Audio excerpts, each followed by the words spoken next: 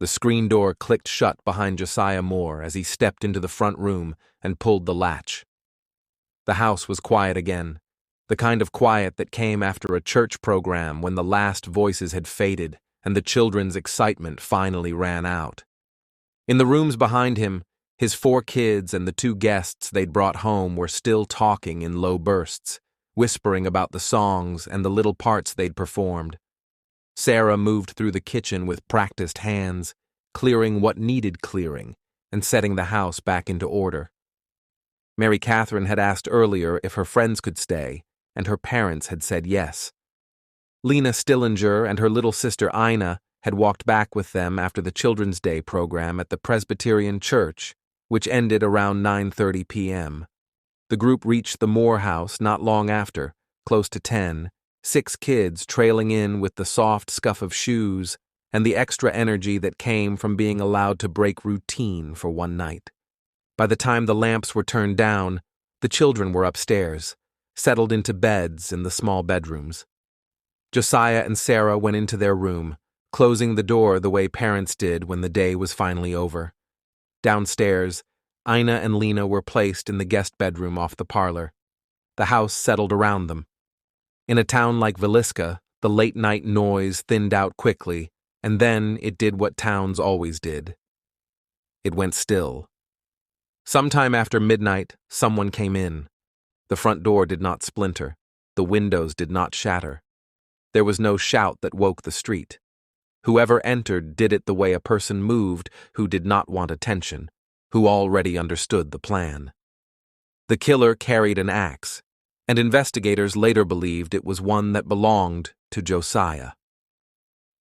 The first blows fell upstairs in the master bedroom. Josiah was struck in bed. Sarah was struck beside him. The attack was close, brutal, and fast enough that no warning traveled through the house.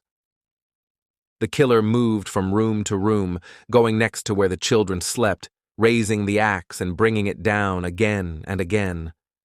Herman, Mary Catherine, Arthur, Paul. In the darkness, the only sounds that mattered were the ones inside the rooms, the dull impact and the sudden breaths that cut off. Downstairs, Ina and Lena died in the guest bedroom. Later accounts said the killer returned to some victims and struck them again. When the killing was done, the person who had come in took time to do things that made no sense to anyone trying to read motive from the scene. Mirrors in the house were covered with cloth. Food was left out. A basin of water sat as if someone had washed. Whatever the reason, the murderer disappeared the same way he arrived, leaving no name behind. Morning came, and the Moore house did not open. At 7, the neighbor, Mary Peckham, noticed what didn't happen. No movement in the yard, no one stepping out to start the day's chores. She went to the door and knocked. No answer. She tried it and found it locked. She let the chickens out herself, then called Josiah's brother, Ross Moore. When Ross arrived, he knocked and shouted, and still no one came. He used a key he had been given and opened the front door. Mary Peckham stayed on the porch. Ross stepped inside and walked into the parlor. When he opened the guest room door, the 2 Stillinger girls were there on the bed. He backed out and told Peckham to get the town's peace officer, Henry Hank Horton. Horton arrived shortly afterward, and the search that followed ended upstairs, in the rooms where the Moore family lay. 8 people were dead. 6 of them were children. By then, the town was awake. Word traveled the way it always did in a place like Villisca, fast and mouth to mouth, faster than any official warning. People came to the house, and in the confusion, the scene was contaminated. Neighbors pushed inside. Curiosity overpowered caution. The sheriff could not keep control for hours, and accounts from the aftermath described how evidence was handled by too many hands and how small details disappeared in the crush of bodies moving through the rooms. Montgomery County's coroner, Dr. Lindquist, arrived that morning and was furious at what he saw happening. He pressed for help to secure the area, and the National Guard was brought in to establish a perimeter. but the damage was done. In a case that would depend on details, those details had been walked over. Investigators tried to rebuild the night from fragments. Doctors concluded the murders happened sometime between midnight and 5 in the morning. They noted odd touches left behind: the covered mirrors, the covered windows, the basin, the untouched food. They focused on how quiet the crime must have been. No neighbor reported screams. No one ran to the street calling for help. The killer had moved through a compact farmhouse and left without being seen. Suspects came, as they always did. People looked at grudges and rivals, at strangers passing through, at rumors that sounded convincing until they didn't. Frank F. Jones, a local businessman and state senator, was talked about because Josiah had once worked for him and later opened a competing store. A traveling minister, the Reverend George Kelly, drew attention because he had been in town for the church events and left early the next morning, hours before the bodies were discovered. Kelly was tried twice. The first trial ended with a hung jury. The second ended in an acquittal.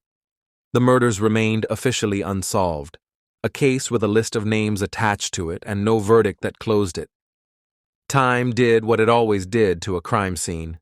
The house remained, but families came and went, and years piled up on the boards and the plaster.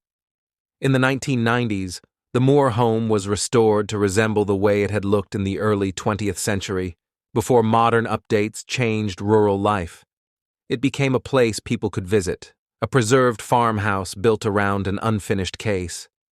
That was when the second story began, the one that belonged to the visitors. Claims of haunting did not come from court records or official files. They came from people who paid to walk the rooms after dark and, sometimes, to stay overnight. Visitors said they heard footsteps on stairs where no one stood. They said children's voices carried from the upstairs bedrooms when the house was empty. Some said they felt a tug on their hair or a touch on their shoulder, a quick contact that made them turn around, heart racing, to see nothing. Others described equipment dying without warning, batteries draining, or a sudden click from a motion sensor in a room where no one was moving. Some people left in the middle of the night, shaken and angry at themselves for coming. Others stayed until morning, trying to separate nerves from anything they couldn't explain. None of that changed what could be proven. 8 people were killed in their sleep. A neighbor noticed the silence at 7 and called family. A peace officer searched the rooms and found the whole house full of death. The scene was swarmed and damaged before it could be protected. Trials came and ended without a conviction. The guest bedroom where Ina and Lena lay was still off the parlor, close enough to the front door that anyone touring the house could stand there and understand how quickly Ross Moore had found them. Visitors kept coming because the case never closed and the house never stopped being there. Some left convinced something unseen had reached out and touched them. Others left uneasy for a different reason, because the house felt ordinary and the horror had come from a living person who walked in quietly and walked out again. Either way, the murder stayed the same. A door that did not splinter. A killer who came in silently. A town that woke up too late. Thank you for listening to The Lantern's Tale. Subscribe for more true stories, if you dare.